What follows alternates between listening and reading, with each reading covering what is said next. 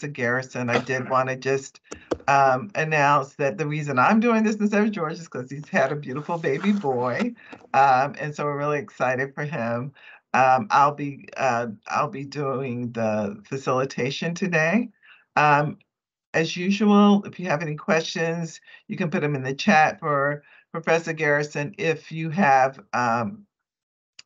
want to wait, though, we should have time for there to be open discussion, so you can certainly come off mute at the end. So I'm going to introduce Professor Garrison. Professor Arthur Garrison is a published scholar on issues of race, crime, criminal justice history, and Supreme Court jurisprudence on presidential power in times of national security crisis. He's a full professor of criminal justice at Kutztown University, and his writings, which range from program evaluation to the role of Christianity in American legal history, have been published in various academic journals, including the Georgetown Journal of Law and Public Policy, the University of Pennsylvania Journal of Constitutional Law, and the Journal of Supreme Court History. Before his academic career, he was a program director for criminal justice policy and conducted program evaluations for strict criminal justice programs in Delaware. Dr. Garrison has spoken at both regional and national criminal justice conferences and has provided consultations on issues of race and crime to various government and nonprofit organizations. So it's my pleasure at this time to welcome Professor Garrison as he speaks about issues in criminal justice, theories on why people commit crime. Good afternoon, everybody. Thank you for coming. So my goal today is to discuss with you why and how crime operates and how it impacts health inside of the community and individuals, because criminal justice and crime is a dynamic about behavior and about why people do things and why people don't do things. So just to give a little background, criminology is the study of how and why people commit crime and how crime is defined. That is a different source of scholarship as opposed to criminal justice. Criminal justice focuses in on the agencies of social control. It is the study and science of police, courts, and corrections, and the interaction between these three and criminal law, and why something is made criminal, and how sanctions are applied to people. Criminal justice also includes certain theories of criminology to explain why people commit crime, to better help police, courts, and corrections deal with criminal activity. So what criminologists do is they develop an understanding of criminal law and how that defines crime, because crime by definition is defined by criminal law. It's not defined by deviant behavior. Deviant behavior is a broader concept than criminal behavior. Criminal behavior is based on behavior that society sanctions. Deviant behavior is a broader concept of behavior that deviates from what is an accepted norm. Causes of crime and why people violate crime, as well as methods of understanding social control, because criminals by definition have to be controlled. That is the purpose of police, courts, and corrections. And why and how criminal behavior and victim behavior interact to explain how crime occurs. So that is what criminologists study generally, and there's various theories and wings within criminology to explain different aspects of crime. So obviously I'm not going to go through the whole entire discipline. That's a course and a degree all to itself.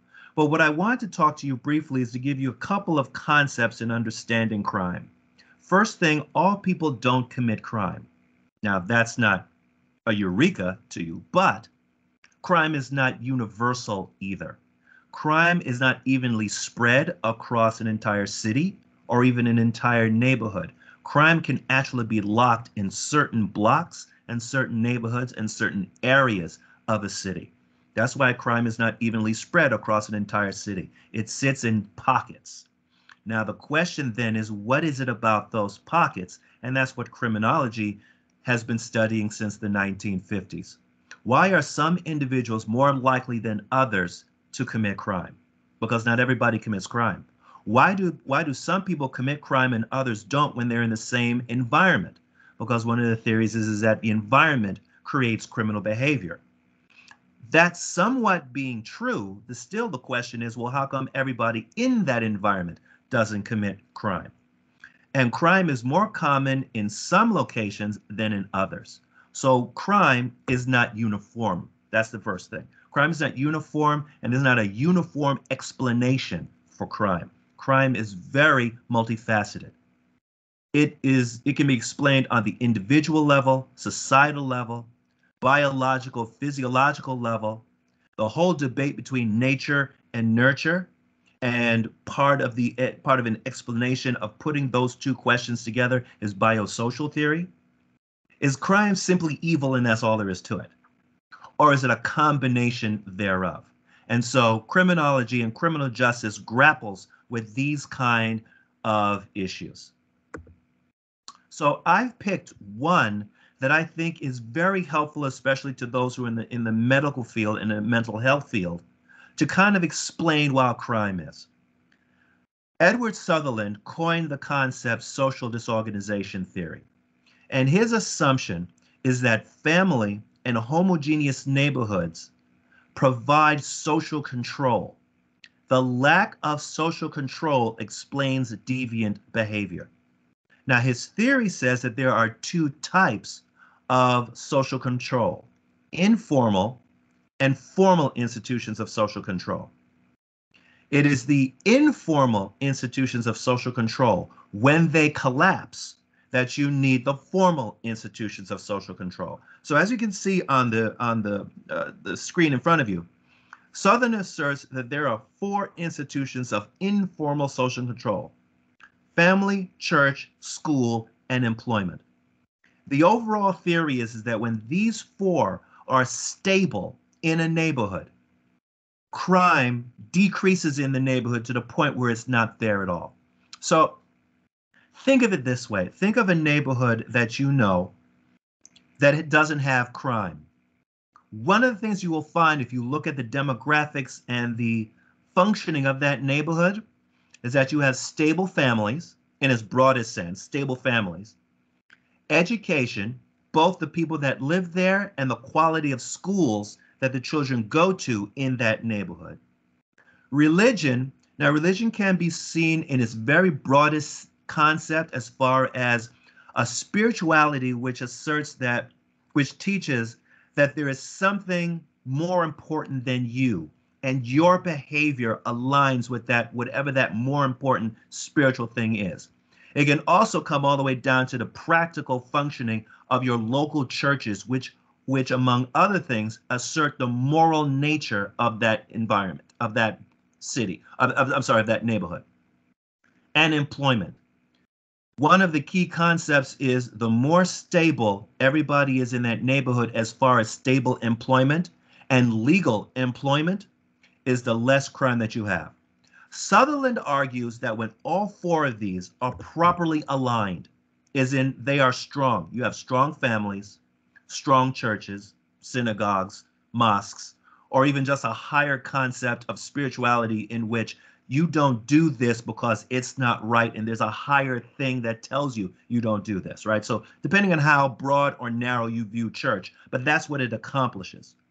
School, people are educated in that neighborhood, and the schools in that neighborhood are strong, and everybody's working, and everybody's employment is stable. The theory is when these four are functioning, all sorts of deviant and other kind of malbehaviors going on in the community won't be found there.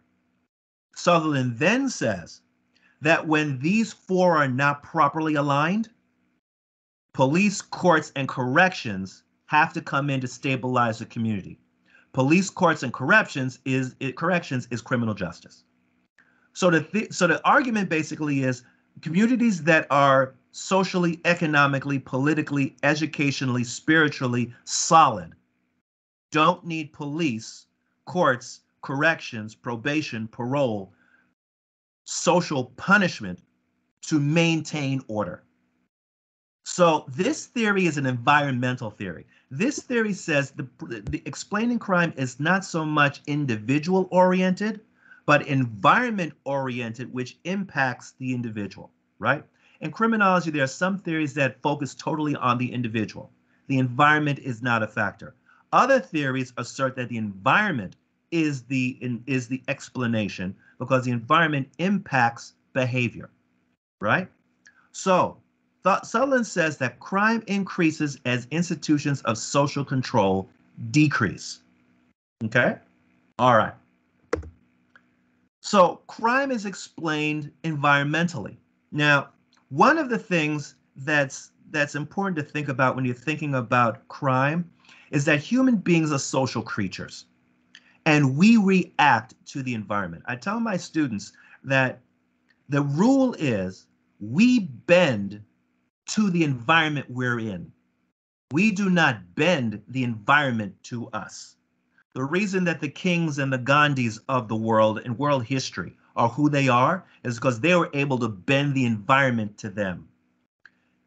Most times, we bend to the environment. So how the environment functions is how we function. And so that can explain behavior in communities where church, family, school, and employment are not structurally strong.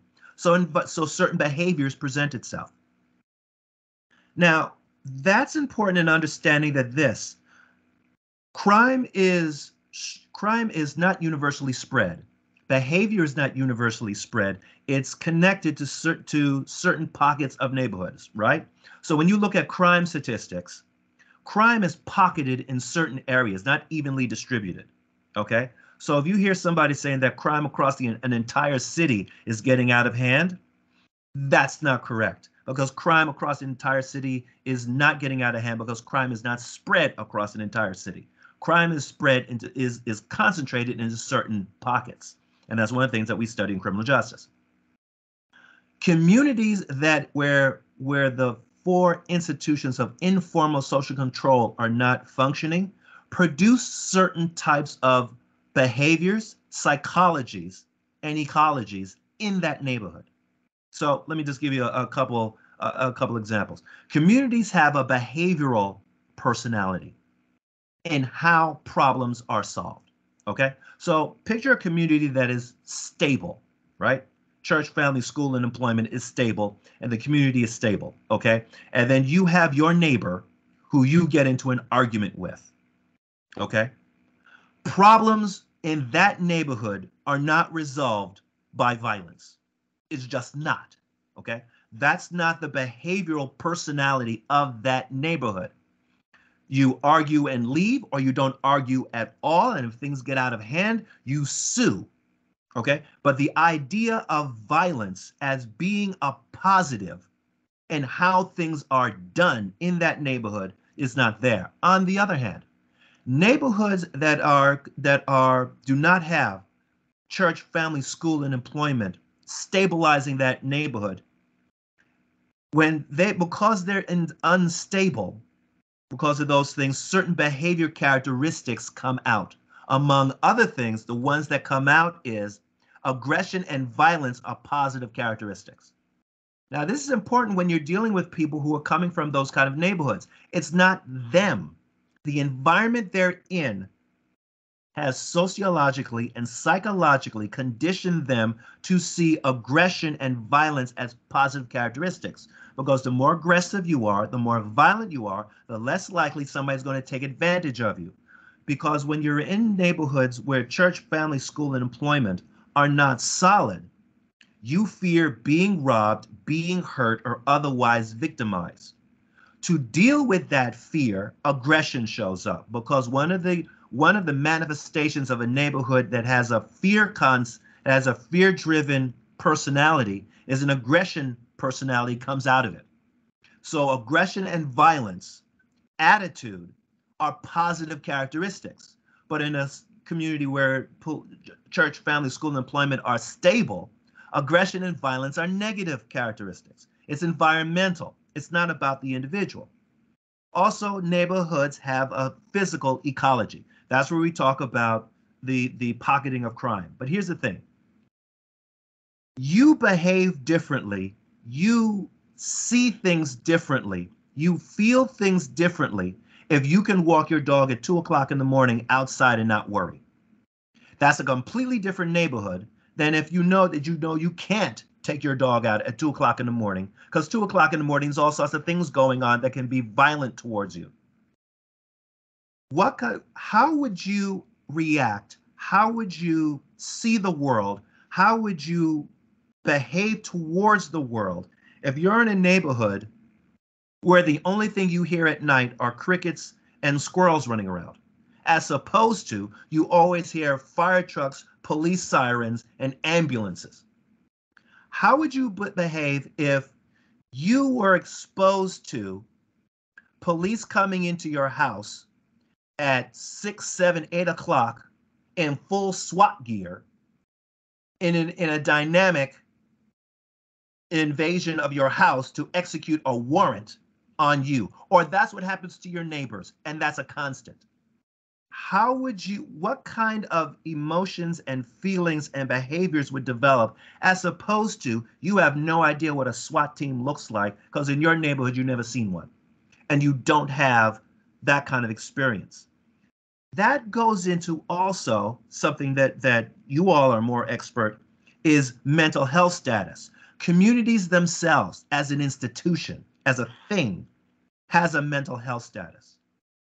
Okay, think of it this way. If shootings, violence, threat of violence, always walking around geared up to deal with violence, that's a constant. Okay?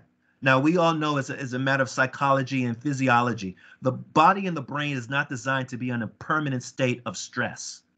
So if you are in a neighborhood where a permanent state of stress is the way things are structurally, so you're always angry, always violent, always ready to defend yourself, the flight or flight thing is a constant in your brain chemistry, or you've seen violence, that the community can develop a post-traumatic stress disorder as a constant with everybody there, whether it's diagnosed or not. Even worse, what if you are a child, 2 or 3 years old, 4 years old, and you see a SWAT team come into your house to arrest dad? Now, let's assume dad's guilty of sin, and so that's not an issue going on. So you see them come kick in your door, throwing everybody up against the wall or on the floor, and there you are sitting there. Heaven forbid they come in and they shoot your dog because the dog is barking, right? And that happens at 2 or 3 years old. Think of the stress. Now, what if you do not get therapy? The 2-year-old will take that emotional memory and bury it. 10 years old, they're angry and they don't even know why, because they didn't process it cognitively at 2 or 3 years old. What they processed was the emotional fear of disturbance, and that stays there, but it has no cognitive attachment. So at 10, 11 years, 12 years old, they're angry and don't know why, because there's no cognitive attachment between how they feel now and what caused it. So the environment itself has a personality, a psychology, a physiological ecology to it, and can have a constant chronic mental health status problem that's not diagnosed. The thing is that these dynamics don't exist, as Sutherland explained, if church, family, school, employment are solid. Because if those are solid, the police are not there. Okay? All right. The last thing I wanted to touch in on, because I was asked to look at this, is the school to prison pipeline and what it is.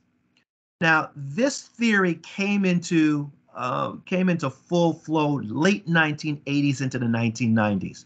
It was to explain juvenile crime and how juvenile crime grows into adult crime, but what drives it, is it individual or is it structural? Okay. School to prison pipeline is a structural theory of why people commit crime. Now, there are 2 basic ways that you can that the school to prison pipeline explains how you go from how school operations lead to prison occupancy, right? That's the school to prison pipeline. Okay. All right then. it can actually, two different things can feed into the beginning and the school prison pipeline, and in the end you come out institutionalized. Because part of this theory is trying to explain disproportionate incarceration of African Americans and Hispanics. Okay, that's a whole other conversation for another day. All right. Family removal, family disruption, child abuse, foster care are one of the main feeders that, if not properly dealt with, will feed you into prison. If you look at people who are currently incarcerated, right? A strong plurality, if not majority of them, have child protective services history before even school truancy problems arise. Okay? So if you look at this thing from school to prison pipeline, if you back up one step from school, you get child protective services coming into the family with all sorts of disruptions they're trying to deal with. Okay? All right. Now, coming into school to prison pipeline, that starts with truancy. Failure to attend versus failure to send. Now, in other words, there are two types of truancy: failure to attend and failure to send. Failure to attend is when you have students who are in 6th, 7th, 8th grade forward, okay? Because they're now old enough to be responsible for themselves, to get up, get dressed, and go to school, okay? Failure to send is when 1st, 2nd, 3rd, and 4th graders are not taken to school because they're so small that parents are responsible. But truancy is one of the gatekeepers to how the school to prison pipeline works. Because you are truant, you become chronically truant, you then have school failure. School failure, now you're not in school. The kids are now hanging around with other kids who are also school failures. They then get into delinquency, small delinquency, then larger delinquency. The way the juvenile justice system works, the first time you end up in the juvenile delinquency system, family court system, it's not like great punishment is going to show up. And then the kids learn the wrong lesson that there is no sanctions to behaviors, right? Goes to deterrent theory. And the theory with young people is that swiftness is the key thing to deterrent theory. Deterrent theory, make long story short, is swiftness, surety, and severity, all right? So surety is how sure you're going to get caught. Severity is how much the sanction that you get for doing something wrong hurts. Swiftness is the time between doing the crime and getting caught. With juveniles, swiftness is the key thing to make deterrent theory work, right? They have to have a very short amount of time between doing the crime and getting caught and getting sanctioned. Because the longer the distance between doing the crime and getting caught, the less the sanction impacts behavior that went into doing the crime. Okay? All right. So coming back around now to truancy, when they don't go to school, that begins the trek of delinquent to adult criminal behavior, which ends you up in prison. Grade transition is another way into school to prison pipeline. Grade transition is when you move from elementary to middle school and middle school to high school. It's at those 2 points you have the greatest chance of dropping out of school. When you move from elementary to middle school to high school. Now, the reason that those transition points matter is because the type of school and the environment and the responsibility of education increases, right? In elementary school, you sit in a room, the teacher teaches all the subjects. Middle school, that's when you start going from classroom to classroom for different classes. And that is when you can drop out. Also, that's when puberty begins to kick in and all the problems that come thereof. Okay.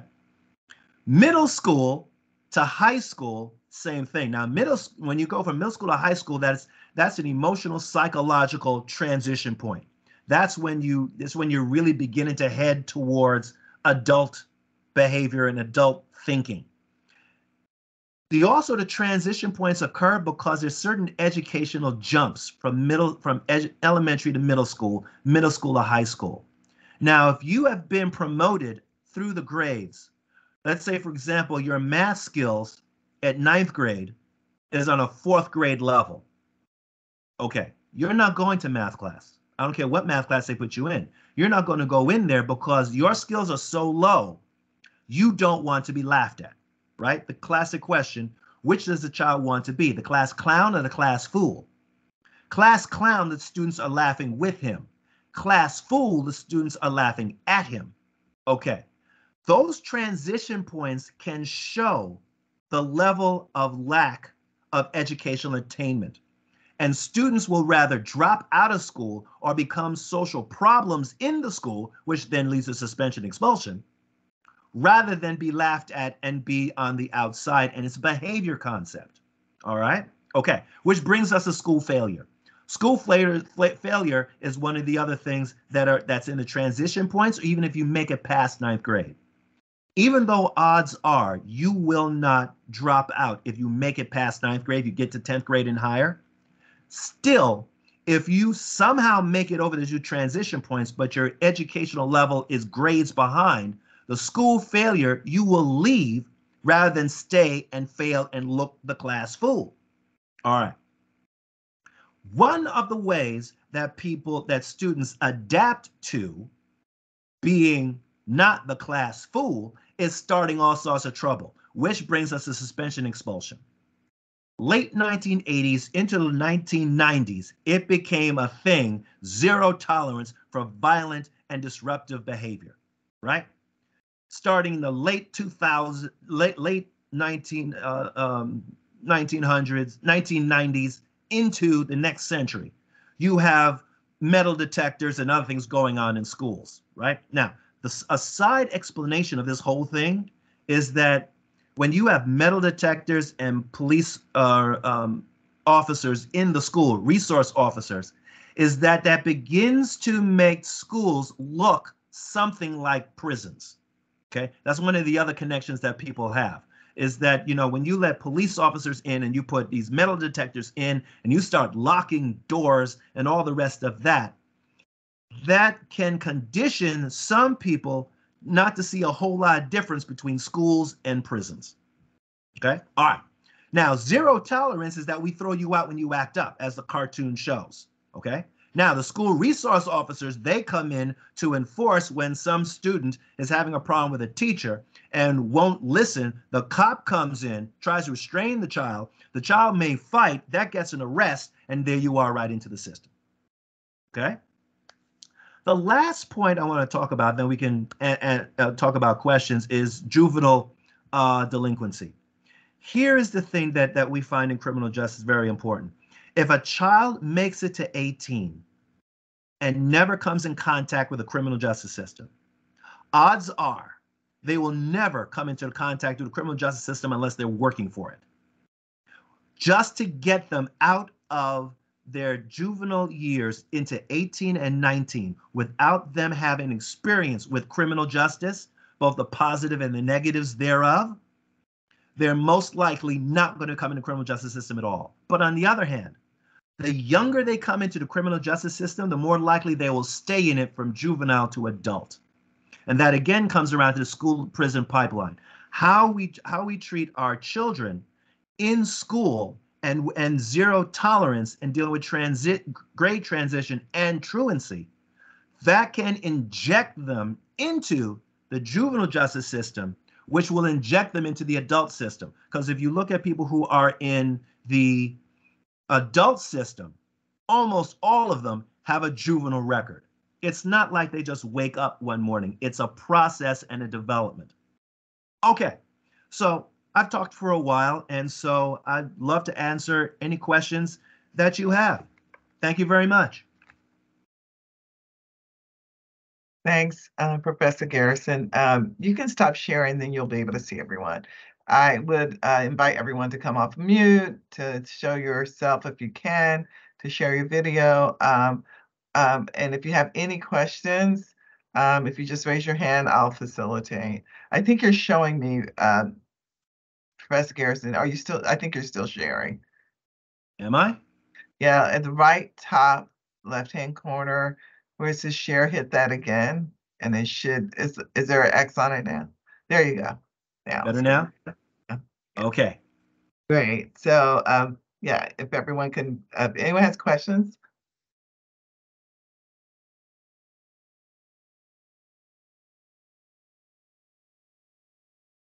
I can start off. One of my questions is like you've shown us kind of the path to prison, as well as talked about some of the reasons that exist in terms of the environment.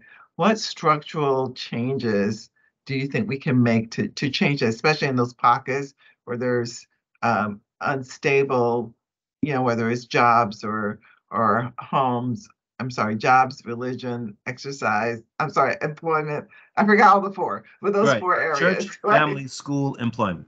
Church, Church, family, family, school. school, and employment. Thank you. Of those, which do you think would be either the most effective and or the easiest for us to change? So who is the us?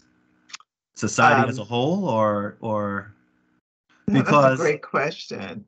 I would say from our perspective, from the Center for Health Equity, in terms of what we can do as clinical and whether it's psychological or social sciences, what we could do as a group to make some changes. I would focus one thing, there's no one thing. If you're looking for a one thing, I It's don't no think it silver exists. bullet, right? Yes. Yeah. If you're looking for a one thing, I don't think there is a one thing. If we stay with Sutherland, I think you would have to strengthen all four at the same time. If you are talking about, if we specifically talk about neighborhoods, the one thing that I would say, being I'm talking to mental health experts, is realize that certain neighborhoods, just by their environment, cause trauma. And the people in that neighborhood don't know that. And the people in that neighborhood need whatever therapy that can be done to understand them. Because remember, some of their behaviors, even though they are deviant and they're not helpful, are actually positive in the neighborhood that they are in. And so realizing that is one of the ways that they could be helped. Because let's put it this way: somebody who is in a middle class neighborhood, upper middle class neighborhood, rich neighborhood, I don't know, something happens and they're traumatized. It is culturally, politically, socially, economically obvious to them that they need to get some kind of therapy, and even more, they can get it. Okay. People who are in neighborhoods that, as Southern explains, the four institutions of informal social control are not functioning, it's not clear to them that they need therapy. It's not clear to them they can get therapy. And it's not clear to them that there is nothing wrong with getting therapy. And so, if you are chronically stressed and chronically on the on the on the flight or fight syndrome, because the problem is that that is not supposed to be a chronic thing. That's supposed to be a thing, right? And as you all know, there's brain chemistry and psychological chemistry that goes into if you're going to fight or flee. But the human body cannot live chronically on that level. It's not supposed to. Things get you emotionally, psychologically, and physically, you get damaged if you are constantly there. But there are neighborhoods where constantly being under stress, ready to fight or flight, is a positive attribute. The neighborhood forces that Survival. to occur. And so understanding that is what you might be dealing with, both public health and as well as education, teachers, because you're a teacher and Johnny's got issues, you call home and the parent goes off on you. And you're like, where did all that come from? Well, they may not have dealt with who knows what stress and unhappy memories they had when they were kids.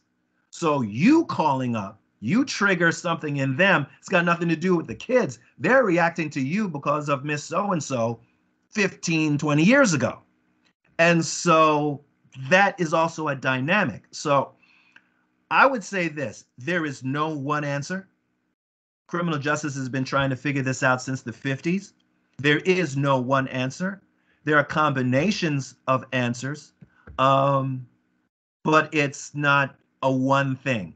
So it's a structural thing that also deals with um, poverty, and poverty has its own psychology and sociology and physiology. Because you go into yeah, let me just finish with this, and then I'll listen, answer another question.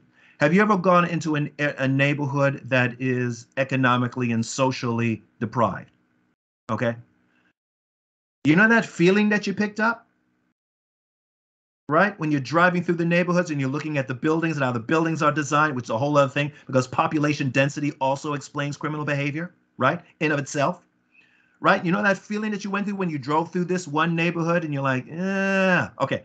Now, remember that other neighborhood you drove through and you felt nothing at all? Said, wow, this is a nice neighborhood, grass, trees, squirrels running around, right? That has nothing to do with the people living there. That has to do with the environment that people are living in. And that environment does stuff. So if we pick it up just driving through, what kind of psychology are they dealing with when they have to live there 24/7? Okay. All right. I'm sorry. Any other questions? I see Maria has a question. Yeah, I have a quick question. How effective or what is effective are after-school programs? What are the strengths and weaknesses? What are the things, if you had to name like an ideal after-school program, what would that after-school program look like and need to address? And this is a big question, but I just wanted to throw it out there. You know, after school programs, they go back all the way to the midnight basketball idea back in the 80s. The theory was is that you need to keep kids busy from 3 o'clock when students leave till around 7, 8 o'clock when they go home. Properly structured, I think they work, but I think they work if the four institutions of informal social control support them. Um, Community centers, they have to be properly built, they have to be properly funded, they have to be properly staffed, they have to have different things in them. Um, I when I was looking at one, it had various different events going on, different kind of things going on at the same time, because some kids are not into art, other kids are. Some kids like chess, some kids don't. Some kids like physical activity. Other kids want an area where the computers are working and they can do their homework or whatever the thing is. So after school programs have to be thought out through. This is the thing I think I would recommend. After school programs cannot be externally created, applied. After school programs have to be internally designed, then applied. In other words, you have to design after school programs for the kids you want to show up from their point of view, not from, those of us who study stuff. Well, we think this will work, so we put it there. Well, yeah, that's fine. I funded a whole lot of programs back in the day in the 90s, and we learned very quickly if they're designed from the outside, applied in, they don't work. They have to be designed from people who are there and then design them for people who they want to do. So many of the after school programs that I funded back in the 90s, when I was working in criminal justice policy, the best ones were the ones that were designed by people who lived and worked in that community on a regular basis.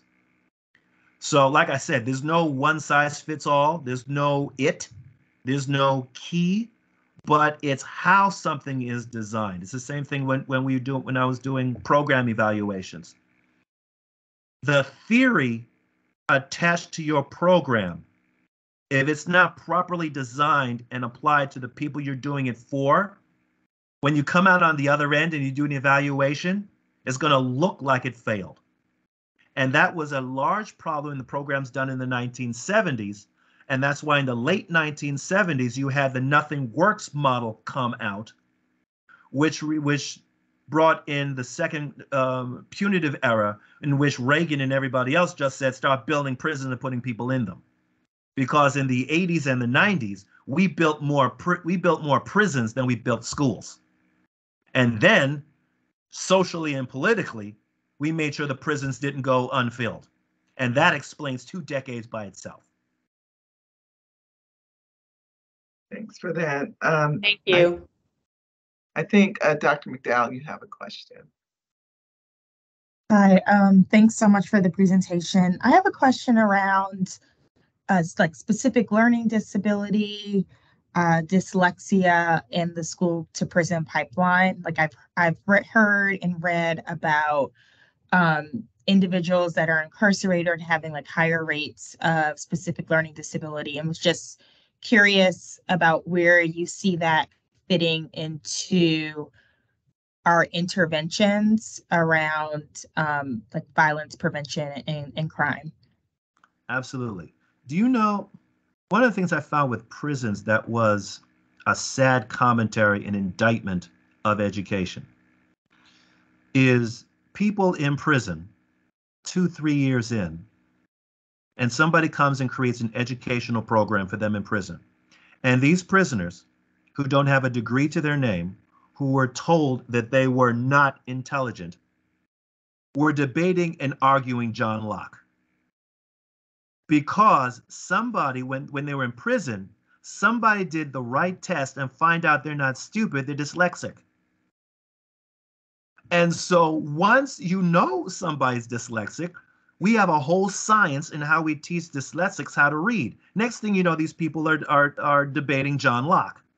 So part of the problem is that if students are not properly diagnosed, if they have a learning disability,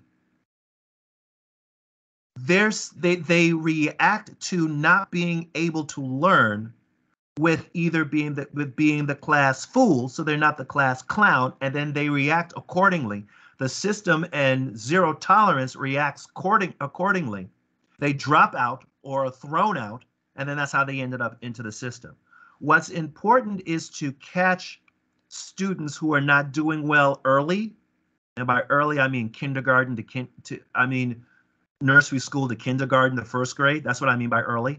Okay. If you catch it at 6th, 7th grade, now you got a real problem to deal with. Okay. But if you catch them at nursery school and kindergarten and they're not grasping something because there's a disability there, and you diagnose a disability properly, which is a whole other story, diagnosing it properly, you can solve the problem long term.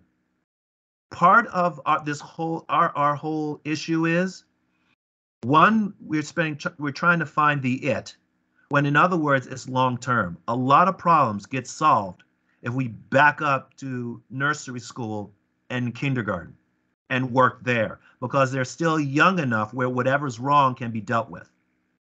So, but yes, you are correct that the lack of diagnosis can lead to deviant juvenile and adult criminal behavior. That is true. I'm not sure if did I answer your question or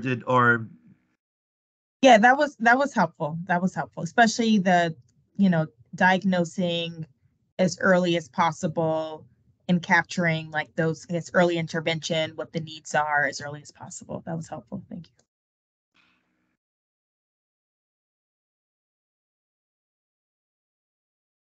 I see 2 other hands. Oh, Okay. I'm sorry. I was off. I'm sorry, Chi-Chi, do you want to go?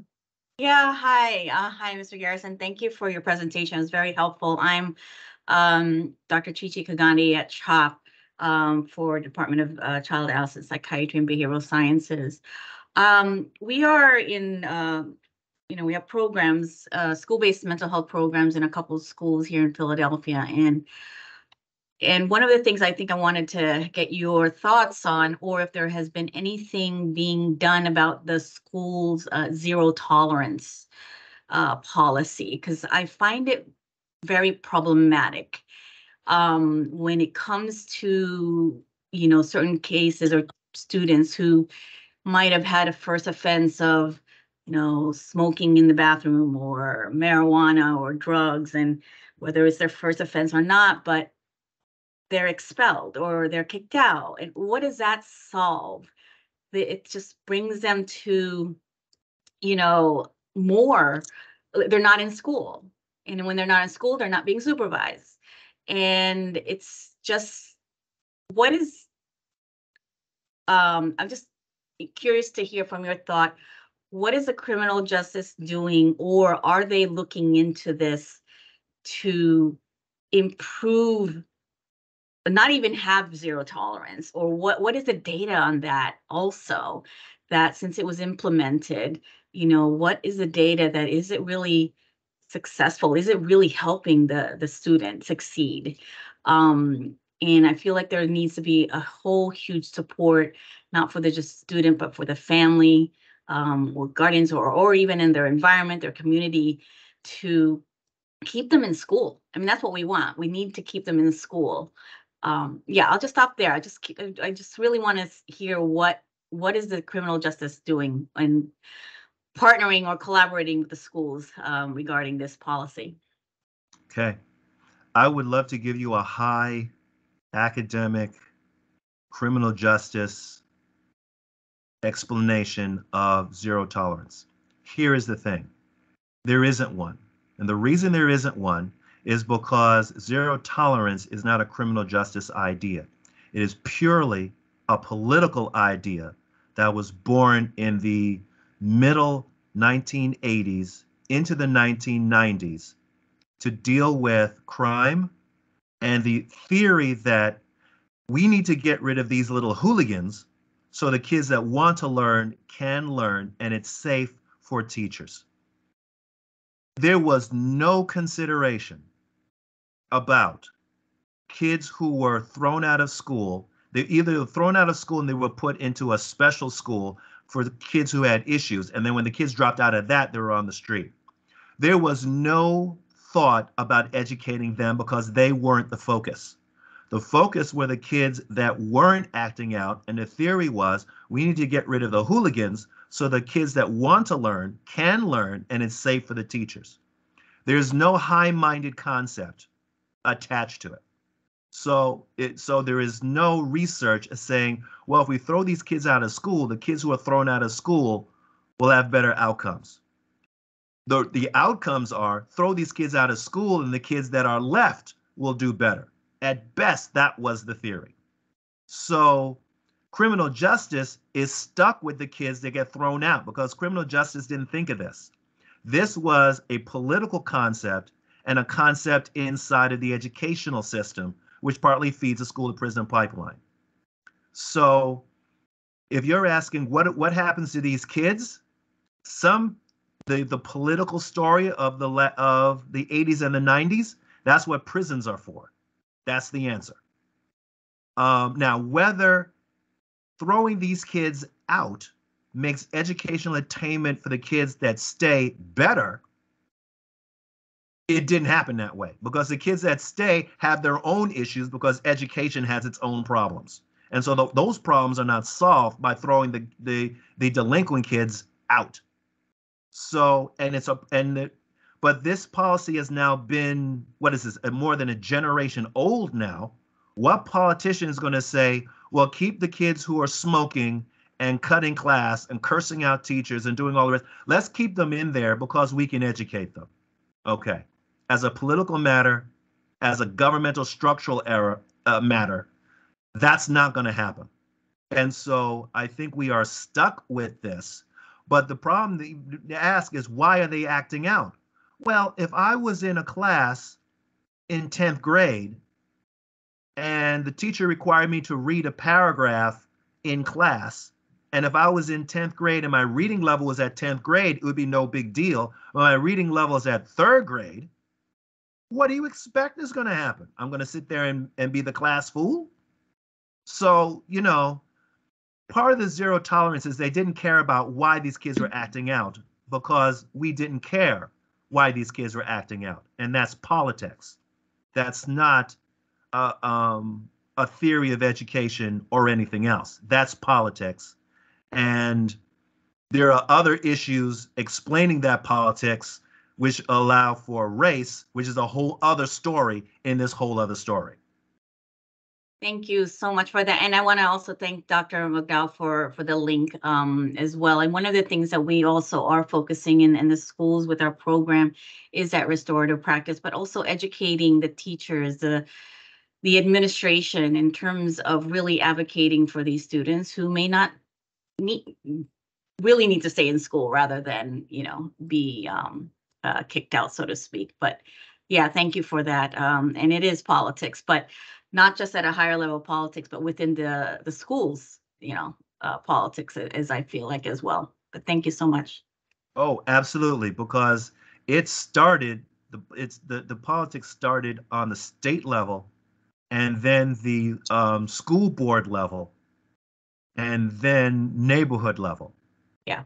Yes, it's if you're looking for the explanation of it, it's not scholarly, it's political. Thanks. Thank you. Thanks for that. In the interest of time, we're going to move on to the next question. We have two more questions I think we have time for. So Paul, I think you're next. Hi, Dr. Garrison. Really appreciate your insight and sharing this information with us, which is really going to be helpful in terms of how we deal with our communities. For those of us who do external mentorship of kids, as you know, there are a few of us in our program that you're aware of that go into communities, underserved communities, and try and provide whatever support services that we think necessary, that we think may lead to a positive outcome. And your light of the positive characteristics for particular communities, certainly, for example, for de-escalation of violence, I'm concerned I may be teaching kids the wrong characteristic that would lead to success in my community, but certainly not success in their community. But my question has to do with, are we wasting our time as mentors? Many of us online here have gone into these communities and mentored and done so for years, and then not really seeing the impact that it had years later, whether it's no longer in contact with some of these kids.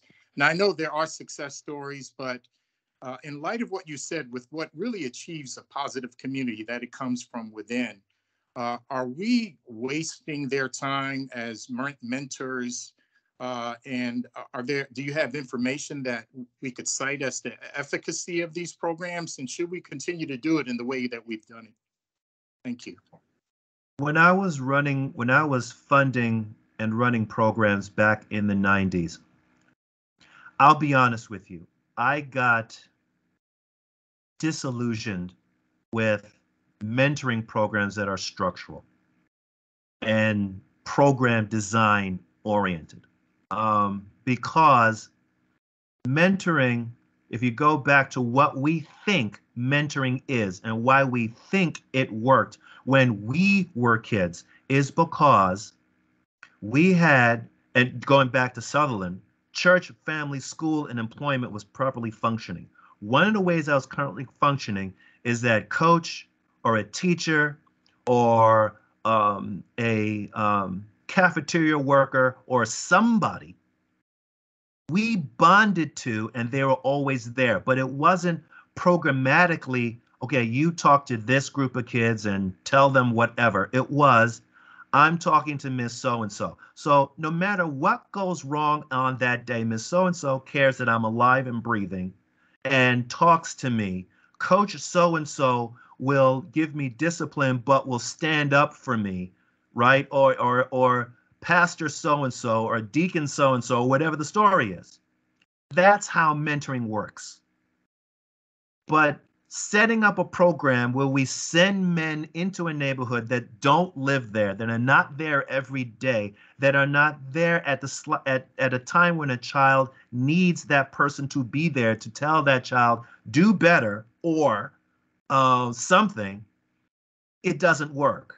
For example, I have some students who on my campus who come see me.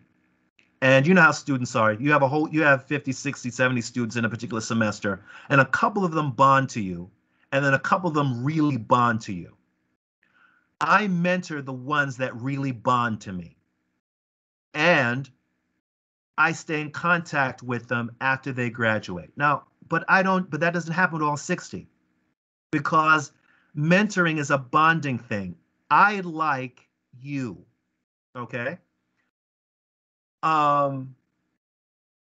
Ron or Joy or Becky or Sam, they like me, but they bond to Miss Lindsay. You understand what I'm saying? And the mentoring works in the bonding. And it doesn't work programmatically. Now, that's my bias, and I'll perfectly admit that. That's my bias. I have very much suspicions of outside in mentoring. Now, that's different than men coming in and presenting an example that a strong man is not a thug. That's something different.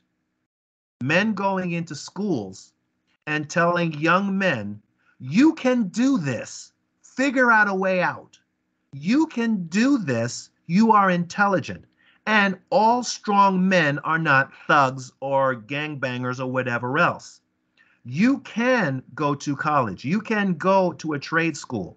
You can go graduate high school, go to a trade school, learn how to fly a plane, and get paid $60,000 to start flying planes all over the place and make a career for yourself.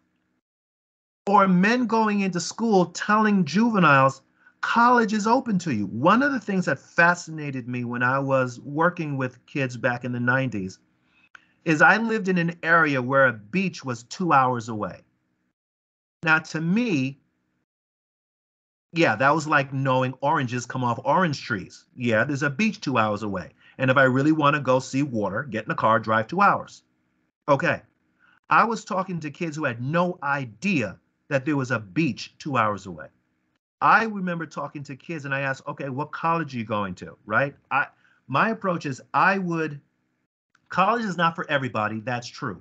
But it's not for me to say college is not right for you. So if I'm talking to a high school student, college is my default assumption. Okay? And that's important. And I find you'd be surprised how many kids don't think about going to college because somebody didn't put it on their radar screen. That's it. Now, programs designed to do those kind of things, I think are good to go. I just don't think the idea that outside we can create mentoring programs that get to what makes mentoring. I don't think programs structurally designed from the outside applied in work. But I'll admit that's my bias. As far as research is concerned, I have not seen research that says that structurally created mentoring programs from the outside applied in work, however you define work.